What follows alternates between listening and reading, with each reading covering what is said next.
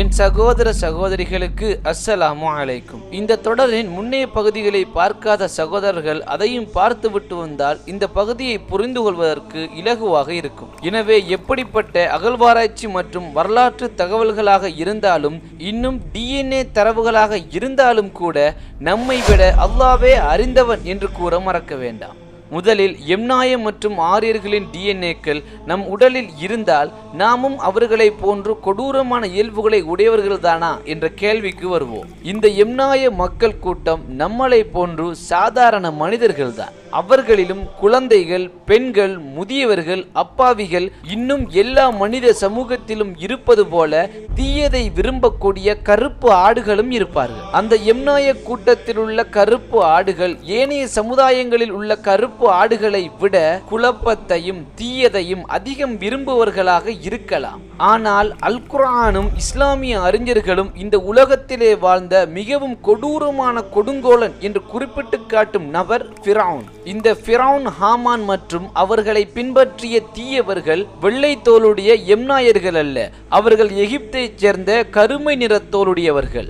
இன்னும் சமகால நிகழ்வுகளை எடுத்துக்கொண்டால் உகண்டா நாட்டின் தலைவராக இருந்த இடியாமீன் தான் ஆப்பிரிக்காவில் ஒரு மிகப்பெரிய சர்வாதிகாரியாக அறியப்படுகின்றார். இன்னும் அவர் வெள்ளையர் அல்ல, அவர் ஒரு கருப்பர். எது எப்படி இருந்தாலும் அல்லாஹ் அஸ்ஸ வ ஜல் அல் குர்ஆனிலே கூறுவது போல ஒரு மனிதனை இருளிலிருந்து விலக்கி ஒளியின் பக்கம் கொண்டு சென்று நேர்வழிப்படுத்துவது அல் குர்ஆன் தான். ஒரு வெள்ளையரோ கருப்பரோ எம்நாயரோ அல்லது வேறு எந்த இனத்தவராக இருந்தாலும் அல் குர்ஆனை பின்பற்றுவதன் மூலம் அவர்கள் நேர்வழியை அடையலாம். அவர்கள் உடலில் எப்படிப்பட்ட DNAக்கள் இருந்தாலும் சரியே. இங்கு குறிப்பிட வேண்டிய இன்னும் ஒரு விடயம், தற்காலத்தில் இஸ்லாத்திற்கு அதிகமாக திரும்பி வருவோர் மேற்கத்திய மக்கள் தான். இப்போ இந்த நவீன அறிஞர்கள் கூறுவது போல இந்த காக்கசஸ் மலைத்தொடருக்கு மத்தியில் தான் அந்த தடுப்பு சுவரானது துல்கர்னைனால் கட்டப்பட்டது. அந்த சுவரானது ஒரு பக்க சுவர் தான். அதாவது யாஜூஜ் மாஜூஜ் கூட்டத்தினர் தெற்கை நோக்கி மத்திய கிழக்கிலும் இன்னும் அரேபிய தீபகற்பத்திலும் அவர்கள் நுழையக்கூடாது என்பதற்காக கட்டப்பட்டதே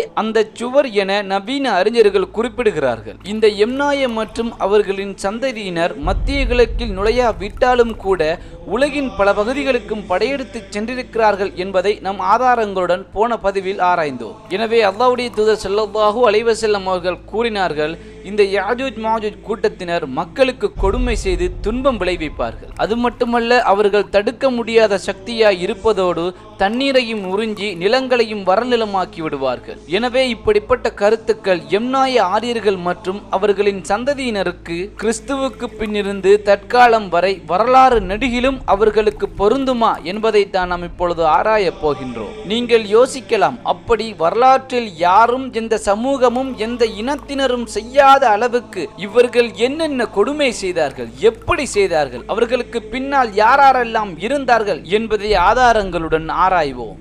முதலில் இந்த ஆரிய எம்நாய கூட்டமும் அவர்களின் வாரிசுகளும் அவர்களின் இனத்திற்குள்ளேயும் பிற மனித இனங்களுக்கும் எண்ண முடியாத அளவுக்கு பல போர்களை தொடுத்திருக்கிறார்கள். அவற்றை எல்லாம் பேச துவங்கினால் பல மணி நேரங்கள் எடுக்கும். எனவே நாம் இங்கு குறிப்பிட்டு பேச போவது அவர்களின் வாரிசுகள் செய்த உலகத்தில் மிகப்பெரிய தாக்கங்களை ஏற்படுத்திய போர்களின் மிகச்சிறிய சுருக்கம்தான். நாம் போன பதிவில் இந்த எம்நாய கூட்டம் எப்படி அவர்களின் மொழியையும் கலாச்சாரத்தையும் வாழ்வியல் பிற மனித இனங்களிடையே திணித்து அவர்களை அடிமையாக்கினார்கள் என்பதை பார்த்தோம். எனவே அதன் அடிப்படையில் நாம் முதலில் ஆராய போகும் கூட்டம் பார்பேரியன்ஸ்.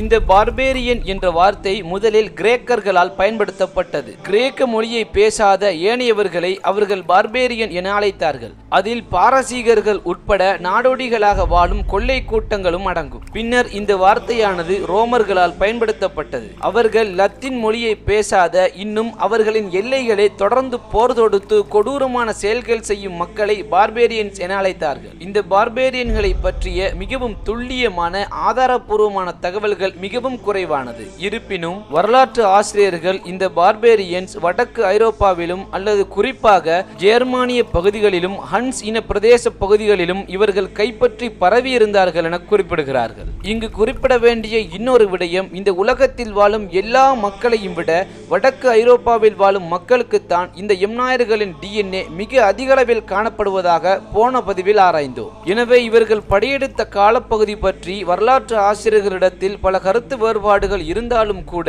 கிறிஸ்துவுக்கு பின் 365ஆம் ஆண்டிலிருந்து கிறிஸ்துவுக்கு பின் 568ஆம் ஆண்டு வரை படையெடுத்திருக்கிறார்கள் என கூறுகிறார்கள். எனவே இந்த கொள்ளை கூட்டம் ஐரோப்பாவின் பல பகுதிகளுக்கும் படையெடுத்துச் சென்று அழித்திருப்பதோடு இன்னும் குறிப்பாக ரோமாபுரியின் பல பகுதிகளையும் அழித்து சிதைத்திருக்கிறார்கள். இவர்கள் எவ்வளவு மக்களை அழித்தார்கள் என்ற குறிப்பு இல்லாவிட்டாலும் கூட இவர்கள் படையெடுத்து மக்களை அழித்தவர்கள்தான் என்பது இங்கே உறுதியாகின்றது. அடுத்து வைக்கிங்ஸ். இவர்களும் வட ஐரோப்பாவைச் சேர்ந்தவர்கள்தான். இன்னும் குறிப்பாக இவர்கள் ஸ்கேண்டனேவியா பகுதியைச் சேர்ந்த மக்கள். அதாவது தற்காலத்தில் உள்ள ஸ்வீடன், நோர்வே போன்ற நாடுகள் அந்த பகுதியினுள் அடங்கும். எனவே இவர்கள் கிறிஸ்துவுக்கு பின் 750 கிறிஸ்துவுக்கு பின் 1100ஆம் ஆண்டு வரையான காலப்பகுதியில் இவர்கள் பிரிட்டன் உட்பட ஐரோப்பாவின் பல பகுதிகளுக்கும் போர் தொடுத்து சூறையாடி மக்களின் வாழ்வாதாரங்களை அழித்து இன்னும் சில வேளைகளில் வியாபாரமும் செய்திருக்கிறார்கள். இவர்கள் போர் தொடுத்து சூறையாடிய இடங்களில் அடிமைகளை கைப்பற்றி பிரதானமாக அடிமை வியாபாரமும் செய்திருக்கிறார்கள். இவர்கள் பல விடயங்களுக்காக பல கடவுள்களை வணங்கி இருப்பதோடு அந்த கடவுள்களில் தோர், ஓடின் என்பவர்கள் முக்கியமானவர்கள். இருப்பினும் இவர்கள் ஏனைய மனித குழுக்களின் மத வழிபாட்டு தலங்களை சூறையாடி கொள்ளையடித்திருக்கிறார்கள். இவர்கள் ஐரோப்பாவை மட்டுமல்ல, ஐஸ்லாந்து, கிரீன்லாண்டை கடந்து வட அமெரிக்காவிலும் தரையிறங்கி வியாபாரம் செய்திருக்கிறார்கள். ஆனால் வட அமெரிக்காவில் குடியேறி வட அமெரிக்காவில் வாழ்ந்த செவ்விந்தியர்களில் சுமார் 90% அதிகமான மக்களை அநியாயமாக கொன்றொழித்தவர்கள் இவர்கள் அல்ல. அவர்கள் யார் என்பதை பின்னர் பார்ப்போம். எனவே எம்நாயர்களின் டிஎன்ஏயை உடலில் கொண்ட இந்த மக்கள் பிரிட்டன் உட்பட ஐரோப்பாவின் பல பகுதிகளுக்கும் படையெடுத்துச் சென்று அங்கு வாழ்ந்த மக்களுக்கு கொடுமை செய்து அவர்களை கொள்ளையடித்து சூறையாடி இருக்கிறார்கள் என்பது இங்கே உறுதியாகின்றது. இவர்கள் ஐரோப்பா முழுவதும் எத்துணை லட்சம் மக்களை கொன்றொழித்தார்கள் என்ற சரியான தரவுகள் இல்லாவிட்டாலும் கூட சில வரலாற்று ஆசிரியர்கள் இவர்களை பார்பேரியர்களின் இறுதி வாரிசுகள் என அழைக்கிறார்கள். இப்போ அல்லாஹ்வுடைய தூதர் ஸல்லல்லாஹு அலைஹி வஸல்லம் அவர்களின் மரணத்திற்கு பின்னர் மத்திய கிழக்கிலும் ஆசிய கண்டத்திலும் ஏற்பட்ட போர்களை பார்ப்போம். முதலில் கஜாரியர்கள். காக்கசஸ் மலைத்தொடரின் வடக்கு பகுதியில் உருவாகிய இந்த சாம்ராஜ்யம் அல்லாஹ்வுடைய தூதரின் மரணத்திற்கு பின் பல வருடங்களின் பிறகு இஸ்லாமிய படைகளுக்கும் இந்த சாம்ராஜ்யத்திற்கும் இடையே போர் மூண்டது. இவர்கள் எம்நாயர்களின் வாரிசுகள் என்றும் நாடோடிகள் என்றும் நாம் முன்னைய பதிவில் விரிவாக இவர்களை பற்றி பேசி இருக்கின்றோம். இஸ்லாமிய படைகளால் இந்த கசாரியர்களின் சாம்ராஜ்யத்தை முற்றாக கைப்பற்ற முடியவில்லை என்பது இங்கு குறிப்பிடத்தக்க ஒரு விடயம். அடுத்து மொங்கோலியர்கள். இந்த மொங்கோலியர்களின் உடலில் எம்நாயர்களின் டிஎன்ஏயான R1 டிஎன்ஏக்கள் இருந்தாலும் கூட இவர்களின் உடலில் அதிகளவாக காணப்படும் டிஎன்ஏ வகை சி வகையாகும். இந்த சி வகை டிஎன்ஏக்களும் கூட நாடோடி கும்பல்களின் டிஎன்ஏ தான் என்பது இங்கே குறிப்பிடத்தக்கது. கிறிஸ்துவுக்கு பின் 13ஆம் நூற்றாண்டில் மொங்கோலிய தலைவன் கெங்கிஸ்கானால் படையெடுக்கப்பட்ட இந்த மொங்கோலிய படையெடுப்பானது மிக விரைவாக ஆசிய கண்டம் முழுவதிலும் பரவியது.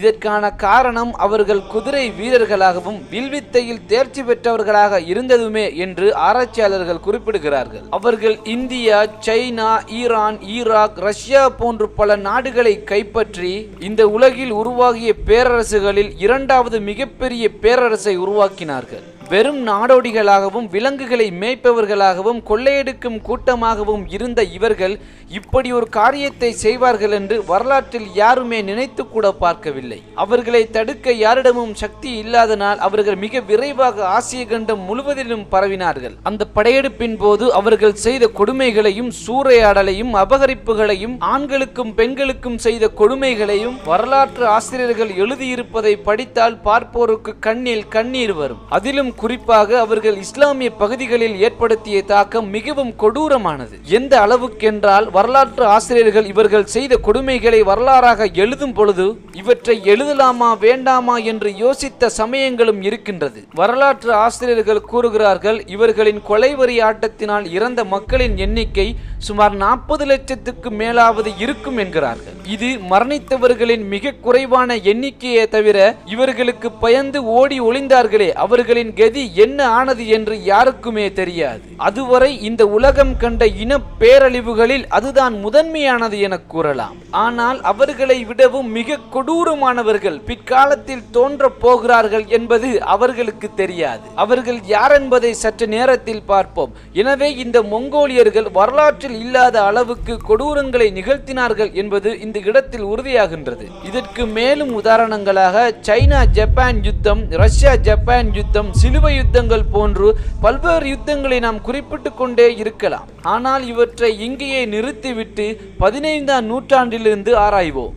ஏனெனில் இதற்கு பிறகுதான் வரலாறு காணாத பேரழிவுகள் வரப்போகின்றது. அந்த நூற்றாண்டில் இருந்துதான் ஐரோப்பியர்களின் நாடுகான் பயணங்களும் காலனித்துவமும் உருவாகியது. ஐரோப்பியர்கள் இந்தியா, சைனா, ஜப்பான் உட்பட ஆசிய பகுதிகளில் இருந்து தங்கம், வாசனை திரவியங்கள் மற்றும் வர்த்தக பொருட்களை இலகுவாக எடுத்து வர வழியை தேடிக்கொண்டிருந்தார்கள். எனவே அந்த காலகட்டத்தில் உலகம் உருண்டை என அறியப்படவே அவர்கள் உலகின் மேற்கு பகுதி வழியாக ஜப்பான், சைனா, இந்தியா உட்பட ஆசிய கண்ட பல பகுதிகளையும் இலகுவாக அடைய முனைந்தார்கள். எனவே அவர்கள் பல வாரங்கள் கப்பல் பயணத்திற்கு பின்னர் அவர்கள் அடைந்த இடம் இந்தியாவோ, ஜப்பானோ, சைனாவோ அல்ல. அவர்கள் அடைந்த இடம்தான் அமெரிக்கா.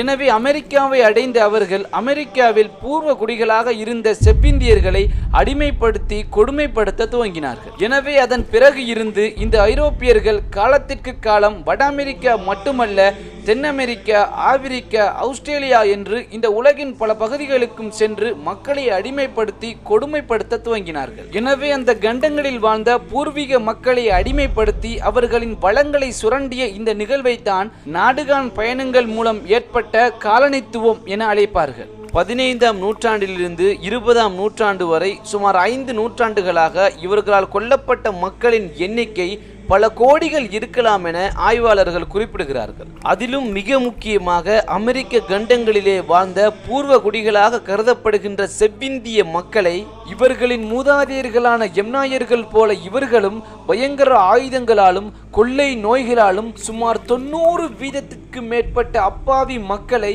இனப்படுகொலை செய்தார்கள் என்று எமக்கு வரலாறு அறிய தருகின்றது. அமெரிக்காவில் இவர்களின் காலனித்துவத்தால் கொல்லப்பட்ட மக்களின் எண்ணிக்கை சுமார் 5.5 கோடிகளுக்கு மேல் இருக்கலாம் என வரலாற்று ஆசிரியர்கள் குறிப்பிடுகிறார்கள். இன்னும் இவர்களால் ஆப்பிரிக்கா கண்டத்தில் மட்டும் கொல்லப்பட்ட மக்களின் எண்ணிக்கை சுமார் 2 கோடிகளுக்கு மேல் இருக்கும். அடுத்து ஆஸ்திரேலிய கண்டத்தில் வாழ்ந்த பழங்குடி மக்கள் அபோரிஜின்ஸ் எனப்படும் பழங்குடிகள். அவர்களிலும் லட்சக்கணக்கான மக்களை இந்த ஐரோப்பியர்கள் கொன்று குவித்திருக்கிறார்கள் என்பது இங்கே குறிப்பிடத்தக்க ஒரு உண்மை. நாம் குறிப்பிடும் இந்த எண்ணிக்கைகள் அன்னளவான மிகவும் குறைவான எண்ணிக்கைகளாகும். ஆனால் ஐரோப்பியர்கள் ஆசிய கண்டத்திலும், ஆப்பிரிக்க கண்டத்திலும், அமெரிக்க கண்டங்களிலும் பல கோடிக்கணக்கான மக்களை கொன்றிருக்கிறார்கள் என்பதே உண்மை. அதிலும் மகா கொடூரமாக இந்த ஐரோப்பியர்கள் அமெரிக்க கண்டங்களில் கொலை செய்த மக்களின் எண்ணிக்கை அந்த காலகட்டத்தில் உலகின் சனத்தொகையில் 10% என கூறுகிறார்கள். இந்த இனப்படுகொலையினால் குளோபல் கூலிங் எனப்படும் காலநிலை மாற்றமே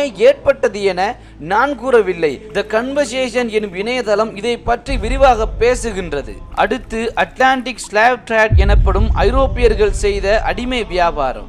ஐரோப்பியர்களால் அமெரிக்க கண்டங்களில் வாழ்ந்த சுமார் 90% அதிகமான மக்கள் அழிக்கப்பட்டதால் இந்த ஐரோப்பியர்களால் அமெரிக்க கண்டங்களில் ஏற்படுத்தப்பட்ட பயிர் செய்கைகளுக்கும் ஏனைய செயற்பாடுகளுக்கும் மனித வளம் தேவைப்பட்டது. எனவே இவர்கள் ஆப்பிரிக்காவில் இருந்து தங்கம், வாசனை திரவியங்கள் போன்ற வர்த்தக பொருட்களை கடத்தியது மட்டுமல்லாது மனிதர்களையும் கடத்த துவங்கினார்கள். அந்த காலகட்டத்தில் இந்த உலகின் பல கலாச்சாரங்களிலும் அடிமை வியாபாரம் இருந்தாலும் கூட இவர்கள் செய்த அளவுக்கு கொடுமை வரலாற்றில் எங்குமே நடைபெற்றதில்லை.